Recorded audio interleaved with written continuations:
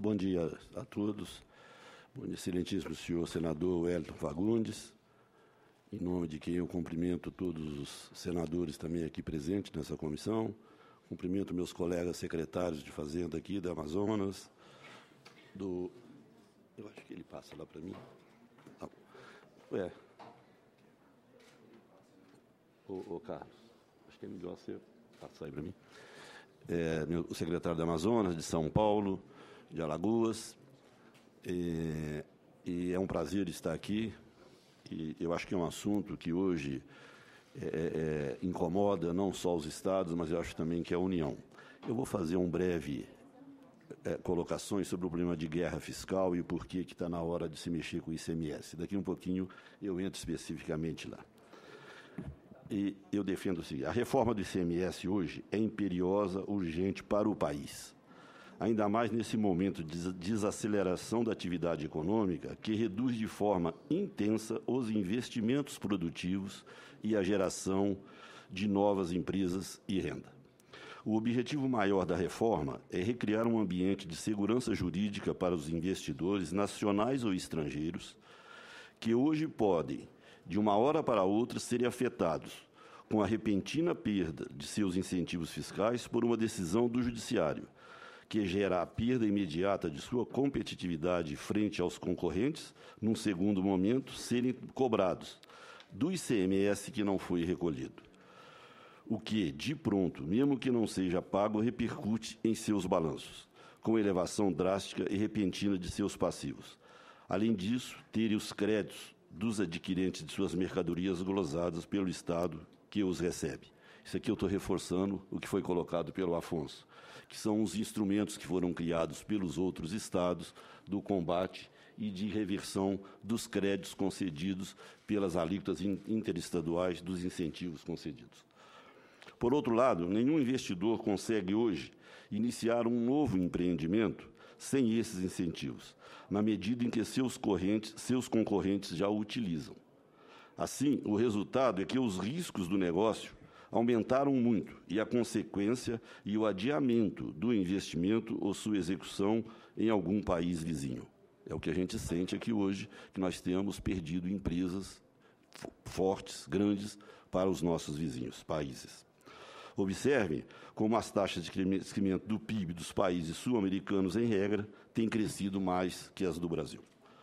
A generalização da concessão do incentivo no contexto da guerra fiscal dos Estados, das ações diretas de inconstitucionalidades ADINs contra eles, agrava agora com a possibilidade da edição de uma súmula vinculante pelo STF e da glosa de créditos esgotaram o poder de atração dos incentivos da guerra fiscal. Caso o esforço político para encerrar a guerra fiscal não tenha êxito, todos seremos perdedores, regiões e estados pobres e ricos, em razão da fuga dos investimentos. Por outro lado, reduzida ou terminada a guerra fiscal, e assim retirado ou diminuído o instrumento estadual de atração desses investimentos, que, bem ou mal, teve o condão de suprir, em parte, a omissão da União em harmonizar o desenvolvimento nacional, é preciso criar novos mecanismos para a atração de investimentos nas regiões menos desenvolvidas. Esse novo modelo começa pelo Fundo Estadual de Desenvolvimento Regional, proposto pelos secretários estaduais de Fazenda, e mais fortemente pelos secretários, como foi dito aqui pelo Jorge, da região Nordeste, Centro-Oeste e Norte. O projeto de resolução, senhor senador, aqui do Senado, de número 1/2013, é a pedra de toque da reforma do ICMS. Isto porque as alíquotas interestaduais elevadas são o combustível da guerra fiscal. Regra geral, os incentivos são concedidos com a redução do valor que o empresário incentivado deveria pagar de ICMS, especialmente nas operações interestaduais, mas transferindo ao adquirente de seus produtos o mesmo crédito estabelecido nas alíquotas fixadas pela Resolução 22 de 1989, que é a resolução que vale hoje para as alíquotas interestaduais. Assim, quanto menores forem essas alíquotas, menor será a possibilidade de se fazer guerra fiscal e também maior será a parcela do ICMS que ficará com o Estado consumidor. O projeto o projeto 1/2013 é que definirá os limites de redução das alíquotas interestaduais, a velocidade da necessária transição e o ponto de parada. Nesse sentido, o CONFAS realizou um enorme esforço para estabelecer um acordo razoável para a grande maioria dos estados e do Distrito Federal, abrangendo 23 das unidades da Federação, com o objetivo de estabelecer o ponto de parada para a queda das alíquotas em 4%, bem como o tempo da necessária transição de 8 anos. Além disso, as exceções à regra geral, alíquotas de gás natural, da Zona Franca de Manaus e das áreas de livre comércio, acordou também sobre pontos condicionantes, com validação dos incentivos já concedidos, compensações pelas perdas de receita e o novo modelo de desenvolvimento estadual. Esse acordo foi tornado público em julho do ano passado por meio da publicação do convênio 70/14. Cabe aqui um registro importante. Todos os estados da região Centro-Oeste, que são Goiás, Mato Grosso do Sul e o Distrito Federal, subscrevem o acordo no convênio 70. Hoje, todos os estados dessa região já aderiram. Aqui eu vou fazer uma correção. Na última CONFAS, realmente, a gente trabalhou com a possibilidade de 23 estados. Hoje, nós temos uma informação que são 26. Parece que só um estado que ainda não aderiu ao convênio 70. À medida que a gente conseguir aprovar isso no CONFAS, inclusive, não vai ser necessário aquele projeto de lei complementar que muda, inclusive, o quórum do CONFAS para a aprovação desse convênio. Como falta só um estado, a gente tem esperança que nós vamos conseguir a aprovação desse convênio em algum momento. E isso vale aqui um registro com a participação muito forte hoje do ministro Joaquim Levy, que realmente tem buscado, tem conversado, esteve presencialmente, depois de muitos anos, o ministro da Fazenda compareceu a uma reunião do CONFAS, que foi em Goiânia, ou seja, tem um interesse muito forte hoje da União de ver esse assunto resolvido. Outro ponto que gostaríamos de destacar é que, apesar do Distrito Federal apoiar e subscrever o convênio 70, entende que é hoje o acordo possível. Mas, no futuro, concluída a transição para as novas alíquotas interestaduais, deveríamos caminhar para a eliminação completa da alíquota interestadual do ICMS. Isso eu gostaria de deixar registrado, que eu acho que é um caminho que nós devemos trilhar. A princípio, nós teríamos aí o destino puro. Mas eu vou reforçar, o que hoje nós temos, que é o convênio 70, já é um grande avanço.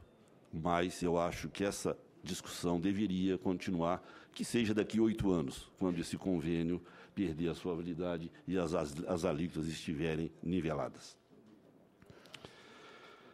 Bom, uma primeira observação que eu faço aqui agora, entrando especificamente no convênio PRS-1, é que ele estabelece, em regra, alíquotas maiores do que está sendo acordado pelos estados.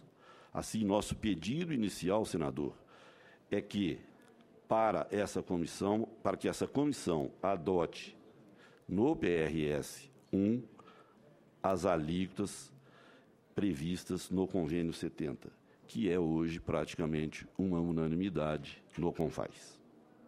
Acreditamos que a das alíquotas nele prevista facilitaria a aprovação no plenário do Senado do PRS-1 2013 e das demais medidas complementares. Eu vou agora passar 3 ou 4 slides, só para historiar. Não, volta um pouquinho no primeiro. Ali a gente tentou só demonstrar qual que é hoje o contexto de toda essa reforma.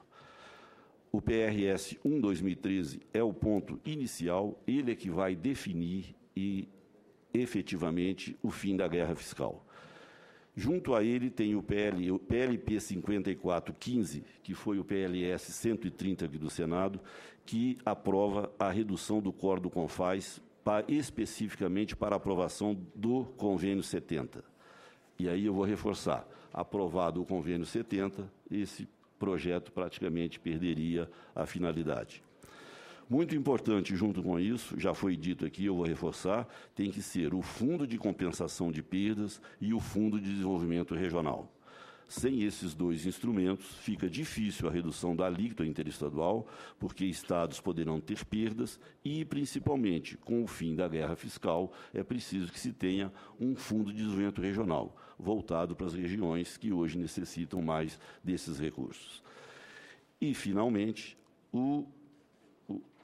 a questão do Convênio 70, que a gente não deve usar esse termo convalidação, que, na verdade, o Convênio 70 institui os benefícios concedidos e que não foram aprovados pelo CONFAS, define prazo para a manutenção desses benefícios e, ao mesmo tempo, faz a remissão dos créditos ou dos débitos provenientes dos incentivos, seja por glosa de alguns estados, e também porque, caindo aquela lei que concedeu o incentivo, a empresa estaria devendo uma quantidade enorme de ICMS e o convênio faz essa remissão, ou seja, faz o perdão desse imposto.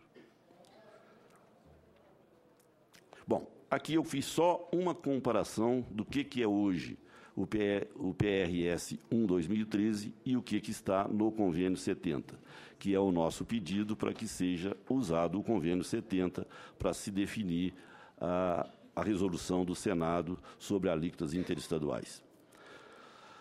Ali eu faço só uma comparação. Quando o produto que sai do Sul e Sudeste, menos Espírito Santo, para Norte, Nordeste, Centro-Oeste e Espírito Santo, na PRS, a alíquota chega, e que está aprovada na CAI, que está aqui em discussão, ela chega em 4% no período de 8 anos. No Convênio 70, essa situação se repete, ou seja, isso está igual no convênio como no PRS. No entanto, quando os produtos saem do Norte, Nordeste, Centro-Oeste e Espírito Santo para Sul e Sudeste, no PRS, ele mantém a alíquota em 7%. Isso vale para todos os produtos. E, na verdade, na frente eu vou mostrar que fica em 7%, mas ele, no Convênio 70, ele define para que produtos a alíquota fica em 7%. No geral, ele vai também para 4% no mesmo período, em período maior também, nos 8 anos. Na região Norte, Nordeste, Centro-Oeste, Espírito Santo para Sul e Sudeste, com produtos, aí é que vem a diferença, com produtos agropecuários e produtos de processo produtivo básico nesses estados, aí sim a gente fica igual. O PRS fala em 7% e o convênio também em 7%. Ou seja, quando se tratar de comércio, a alíquota chega também em 4%, tanto do Norte, Nordeste, Centro-Oeste para Sul e Sudeste. Está certo, doutor Tostes? Mas quando você fala em produtos produzidos nessa região e produtos agropecuários, aí sim a alíquota para Sul e Sudeste é 7%. Então, só mantém em 7% esse diferencial para esse tipo de produtos. Em todas as demais hipóteses, é 4%, tanto no PRS como no convênio. Pode passar o próximo. Bom, qual a outra diferença que nós temos hoje no PRS 1, 2013, e o convênio? Operações interestaduais. Aqui é específico o gás natural, que já foi excepcionalizado no PRS, mas que hoje tem um acordo fechado. O gás natural que sai do Sul e Sudeste, menos Espírito Santo, porque Espírito Santo sempre fica com a alíquota do Norte, Nordeste e Centro-Oeste, no PRS, essa alíquota se mantém em 7%. No convênio, nós já no acordo fechamos que ela vai para 4% também. Nas demais hipóteses, ou seja, quando sai do Norte, Nordeste, Centro-Oeste e Espírito Santo, no PRS está mantido 12%. Ou seja, na verdade, o PRS está mantendo o que é hoje. Mas no acordo do convênio 70, a gente reduz para 4% e para 10%, no caso, principalmente aqui para atender a demanda do Centro-Oeste, que é o Mato Grosso do Sul. Então, mas ele já aceitou reduzir para 10%. De qualquer forma, tem uma redução. Então, no convênio 70, existe uma diferença também, nesse caso específico do gás. A próxima. E aí, especificamente, para o nosso amigo aqui do Amazonas... Secretário. O problema. Oi. Presidente, posso... Senador Blário Maio, só gostaria de... Pois não, secretário. Muito obrigado. Quero, aproveitando Senador, o senador eu ia concluir, Blário, mas... também dizer que está aqui o nosso presidente, Davi Alcolumbre. Obrigado. Não, antes de mudar a página, só para a minha informação, quando nós estamos falando do gás de Mato Grosso Do Sul. nós estamos falando do ICMS de passagem, do transporte, e não do produto em si, né? O produto. Mas ele não é produzido ali? Não, está certo, mas hoje já se cobra 12% quando ele é distribuído para os outros estados.